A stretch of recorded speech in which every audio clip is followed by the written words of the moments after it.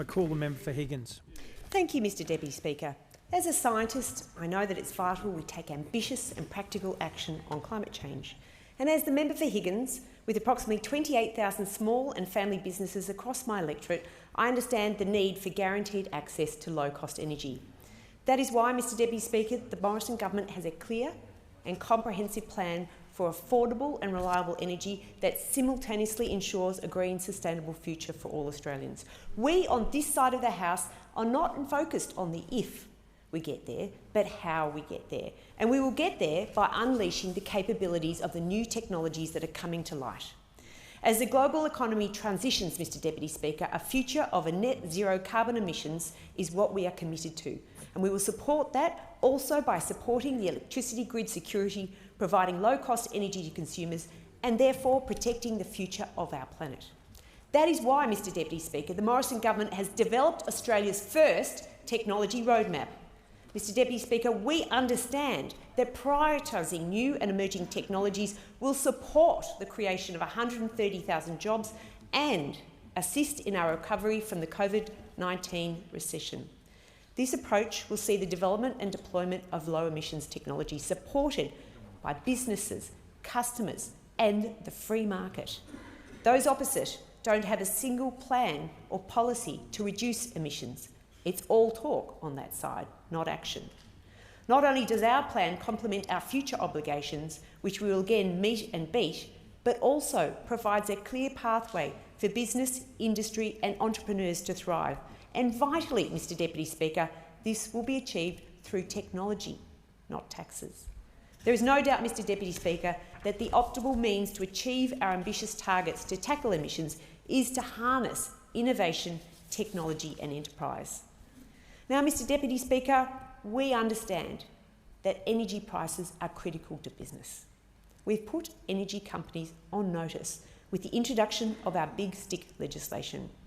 This includes electricity caps for families and small businesses and the ban we have placed on unreasonable late payment fees. And importantly, Mr Deputy Speaker, these measures are achieving results.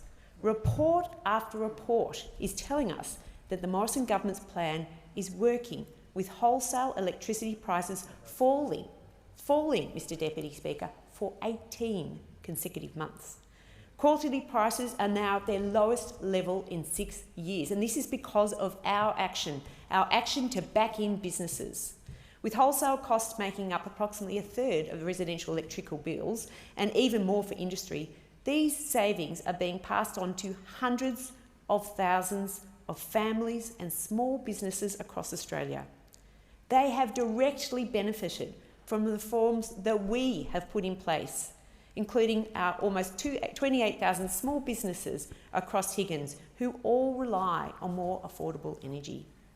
Mr Deputy Speaker, there's still better deals to be had, and I encourage my constituents and businesses in Higgins to find the best possible deal by going to the Energy Made Easy website and shop around for the best possible deal so they have access to the affordable and reliable energy that they require and that we have made possible through our Big Stick legislation. Mr Deputy Speaker, on this side of the House, we realise the importance of practical action on climate change. This is not some sort of pie-in-the-sky concept of, hopefully we'll get there in the future. This is about getting there with practical, costed plans. In 2020, the Morrison government exceeded our achievement of the 2005 Kyoto targets by 459 million tonnes. We've also seen Australians' emissions fall faster than the average of G20 countries and fall at a much greater compared rate to our New Zealand neighbours or even our Canadian friends. They've barely budged with their reduction in emissions. Moreover, the recently released December 2020 forecast further demonstrates our credentials on climate action, with Australia on track to meet and beat our 2030 Paris targets. Indeed, Mr Deputy Speaker, over the past 2 years, our position against 2030 targets has improved by 630 million tonnes, the equivalent of taking all of Australia's 14 million cars off the road for 15 years. Make no mistake, Mr Deputy Speaker, this is important stuff. Our plan is delivering results for energy that hits the 3 targets of being affordable, reliable, while also driving down emissions. This is a plan and it's working. Thank you, Mr Deputy Speaker.